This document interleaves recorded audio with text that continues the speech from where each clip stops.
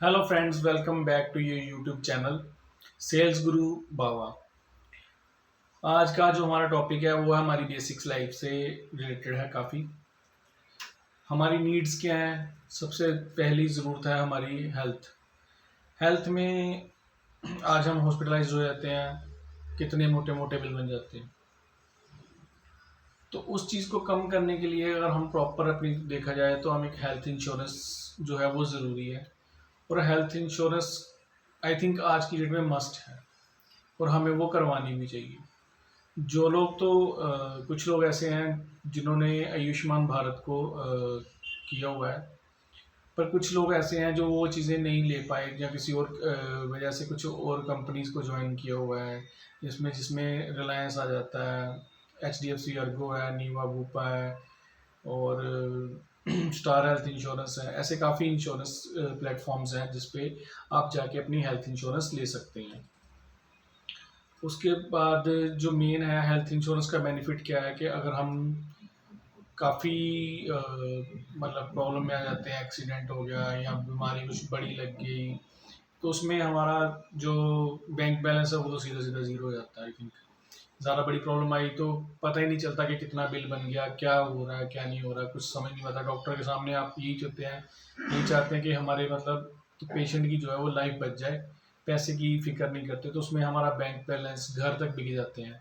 तो हमें अगर इन सब चीज़ों से बचना है तो सबसे पहले तो हमें एक अपनी हेल्थ इंश्योरेंस जो है वो पक्का करनी चाहिए। उसका बेनिफिट ये रहता है कि हमारी जो सेविंग्स हैं वो बची रहती हैं, हमारी जो बिलोंगिंग्स हैं वो बची रहती हैं।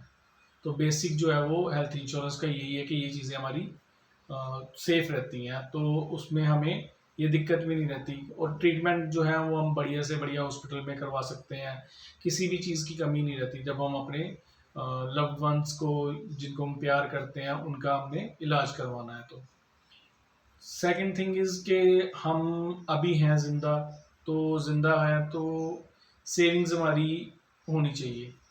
हम अपनी सेविंग्स में कभी इमरजेंसी कुछ और काम भी रखते हैं, जैसे किसी की शादी है, हायर स्टडीज़ हैं, कुछ भी है, उसके लिए हम सेविंग्स कैसे करें।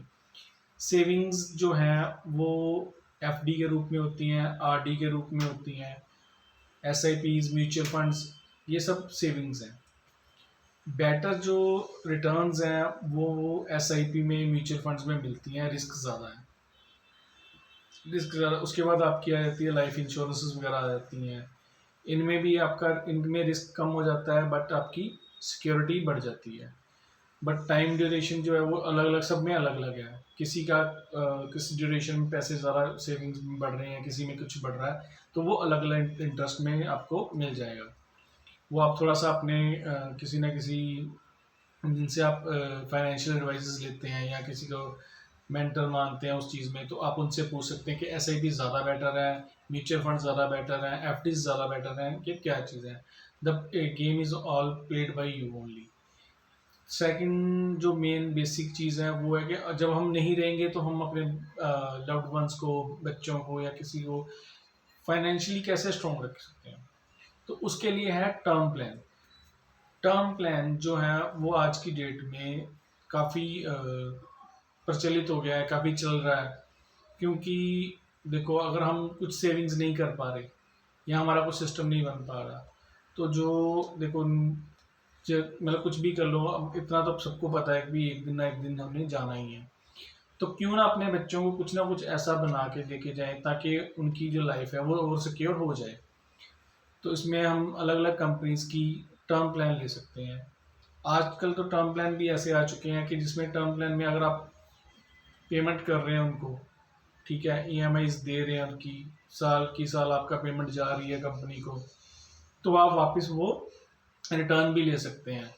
बट उसमें आपको बेनिफिट, जो बेनिफिशियल्स हैं वो अलग अलग होंगे। हर कंपनी की अलग अलग पॉलिसीज़ हैं, तो उसके हिसाब से वो बेनिफिट्स देती हैं। तो इसलिए आप एक टर्म प्लान के ऊपर भी फोकस कर सकते हैं। मेरे चैनल को अगर अच्छी लगी हो इन्फॉर्मेशन तो जरूर सब्सक्राइब करें, शेयर करें और अपने दोस्तों पे इसको जरूर शेयर करके उनको भी नॉलेज लें। और आज का जो आपका बेस्ट प्लान है, मैं आपको नया एक लिंक दूंगा डिस्क्रिप्शन में, उसमें आप जाके अपने पर्सनल लोन, बिजनेस लोन के ऊपर अप्लाई कर सकते हैं। Thank you.